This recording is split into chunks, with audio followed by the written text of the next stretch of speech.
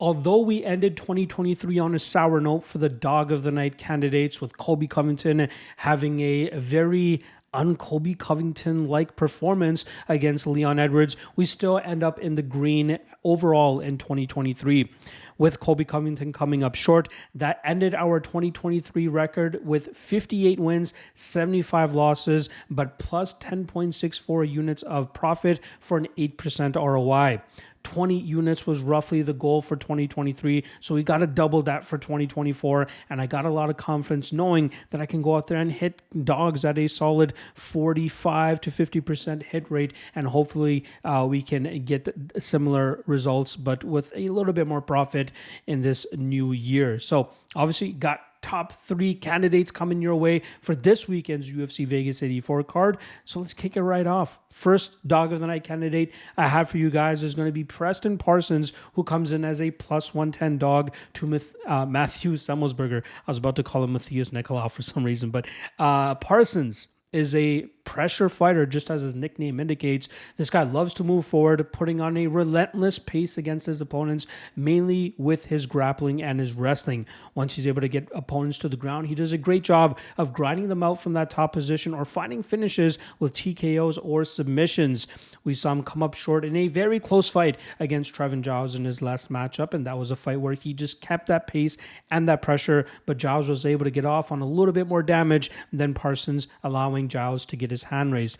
But Semmelsberger has shown a weakness to fighters that look to grapple him heavily, just as Jeremiah Wells did. And even though Semmelsberger hurt him numerous times in that matchup, Wells was still able to complete takedowns and control that fight for the majority of it, allowing him to get his hand raised by decision.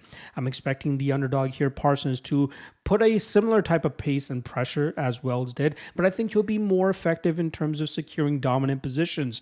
That should allow him to go out there and get the grinding victory over Semmelsberger, and as long as Parsons' durability holds up, he should be able to grind this fight out and cash as a plus 110 underdog. The second dog of the night candidate I have for you guys is going to be Gaston Bolanos, who comes in at plus 210. He's taking on a very tough and scorching hot Marcus McGee, who's finished both of his first 2 UFC opponents in the first and second rounds, respectively.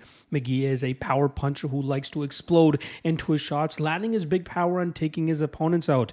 But I think Gaston Bolanos is the better technical striker here, who has some decent power of his own, and I believe he has his technical advantages here will allow him to take advantage of some of the openings that McGee will leave.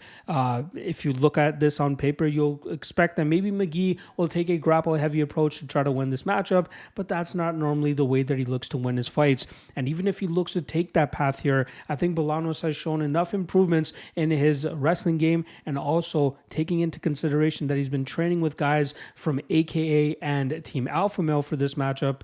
That will allow him to keep this fight in the standing realm, where he should be able to have the technical advantage and piece up Marcus McGee en route to pulling off the upset victory. So give me Gaston Bolanos at plus 210 as the second dog of the night candidate. The third and final dog of the night candidate I have for you guys is going to be Mr. Gabrielle Bonitz, who comes in at plus 115 against Jim Miller. Now, Jim Miller has taken steady action over the last couple days and has found himself going from, I believe, an underdog now to roughly about a minus 135, minus 140 favorite. Now, I like Bonitz here. The only things that give me a little bit of hesitation is his layoff and his possible diminishing durability. However, the technical striking advantages he has in this matchup and his ability to stay safe with the southpaw position that he brings and the kicks that he lands at range should be able to get him past that 1 to 1.5 round mark where Jim Miller is most dangerous against his opponents. And as long as Bonitz can continue to establish his range, landing his combinations and his kicks from distance, he should be able to put together a good enough body of work to get his hand raised on the judges' scorecards. Jim Miller, normally in firefights, mostly loses his fights by decision, and I think that's another case that we'll see this weekend, as Benitez should be able to land more damage over 15 minutes and get his hand raised, like I said, hopefully as a plus 150 underdog. Which one of those 3 underdogs did I end up going with? Check out the Patreon page in the description below. Those folks get the dog of the night candidate before anybody else. So make sure you guys check it out. Let me know which one you think I went with, or if there's another dog that you are feeling for this weekend's card.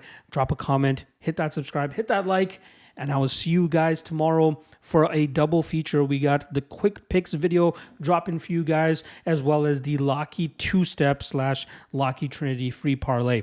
See you guys then. Peace.